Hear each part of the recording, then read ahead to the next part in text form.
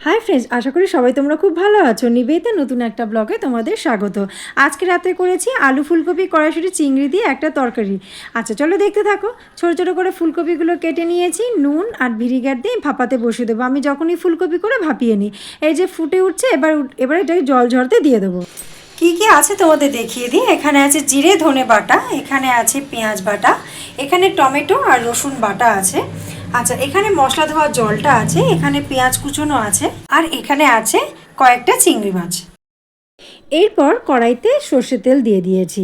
সর্ষের তেলের মধ্যে হলুদ দিয়ে দিলাম, দিয়ে এবার চিংড়িগুলোকে ভাজতে বসিয়ে দেবো। চিংড়ির সাথে কিন্তু কুচনো পেঁয়াজটাও দিয়ে দেবো। কুচনো পেঁয়াজ আর চিংড়ি একসাথে ভেজে নেবো। এখন কিন্তু আমি নুন দেবো না, নুনটা আমি দেবো পরে। তো চিংড়ি আর পেঁয়াজটা খানিক ভাজা হয়ে গেছে। এইবারে আমি যে ঝুড়িতে জল ঝরাতে দিয়েছিলাম ফুলকপিটা, সেই ফুলকপিটা এবার মানে চিংড়ি আর পেঁয়াজের সঙ্গে দিয়ে দেবো, দিয়ে ভালো করে একটু ফ্রাই করে নেবো। একটু লাল লাল হলেই হবে, বেশি ভাজতে লাগবে না। একটু লাল লাল হয়ে ভাজা হয়ে গেছে। এরপরে আমি খানিকটা কড়াইশুঁটি আমি ওর মধ্যে দিয়ে দিলাম। কড়াইশুঁটি আর নুন দিয়ে দিয়েছি। এরপরে আমি আবার ভালো করে ভেজে নেব। এবারে ওইটা ভাজা হয়ে যাওয়ার পরে আমি এখানে যে পেঁয়াজ বাটাটা করে রেখেছিলাম, সেই পেঁয়াজ বাটাটা আমি দিয়ে দিলাম। একটা মাঝারি সাইজের পেঁয়াজ আমি বেটে রেখেছিলাম, সেইটা ওটা দিয়ে দিলাম। জিরে ধনে বাটাটাও দিয়ে দিলাম 1 টেবিল চামচ। আর টমেটো বাটাটা দেবো টমেটো রসুন বাটা, সেটা দেবো 2 টেবিল চামচ। এইবার প্রত্যেকটা মশলার সাথে, মানে গুঁড়ো মশলা না, বাটা মশলার সাথে ভালো করে কষিয়ে নিতে হবে। এরপরে কষানো হয়ে এসছে, তারপরে আমি আরেকটু হলুদ আর ঝাল লঙ্কার গুঁড়ো দিয়ে দিলাম। ঝাল লঙ্কার গুঁড়ো দিয়ে ভালো করে একটু কষিয়ে নেওয়ার পরে আমি আলুগুলো সিদ্ধ করে রেখেছিলাম। সিদ্ধ করে ঠিক এরকম আলুর তরকারি যেরকম হয় ছোটো ছোটো করে, সেরকমভাবে আমি কেটে নিয়েছি, বা পোস্ততেও যেরকম আলু দেয় সেইভাবে আমি কেটে নিয়েছি।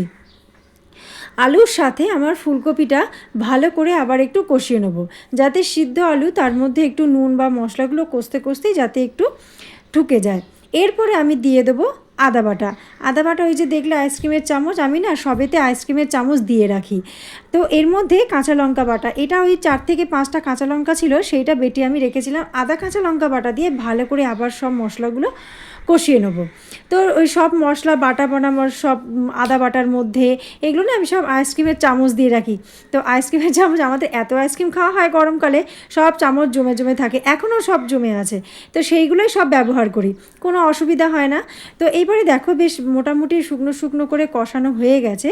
যতক্ষণ পর্যন্ত কাঁচা পেঁয়াজ কাঁচা টমেটোর গন্ধটা না চলে যাচ্ছে, ততক্ষণ অবধি আমাকে কষাতে হবে। কষিয়ে নেওয়ার পরে ওই যে মশলা ধোয়া জলটা ছিল, সেই জলটা আমি দিয়ে দিলাম। বেশি জল কিন্তু দেবো না, কারণ আলুটা তো আমার সিদ্ধ করাই আছে, আর ফুলকপিটা ভাপিয়েছিলাম। বেশি তো ছোটো ছোটো করে কাটা, বেশি সিদ্ধ হতে টাইম লাগবে না। তো এরপরে আমি নাবানোর আগে, শুকিয়ে গেছে, নাবানোর আগে আমি ধনেপাতা দিয়ে দিলাম। এবার ধনেপাতা দিয়েও খানিকক্ষণ একটু নাড়াচাড়া করে নেবো।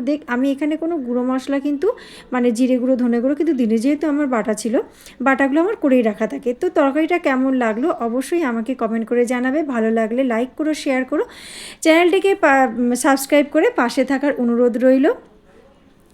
তো এই তরকারিটা রুটির সাথে বা ভাতের সাথে যে যেটা দিয়েই খাও না কেন, খুব ভালো লাগবে খেতে। আর সত্যি কথা বলতে, চিংড়ি যাতেই পড়ে, সেই তরকারির স্বাদ কিন্তু আরও 2 গুণ 3 গুণ বাড়িয়ে দেয়। তো চলো আজকের মতন টাটা বাই বাই, আবার নতুন ভিডিও নিয়ে আসছি।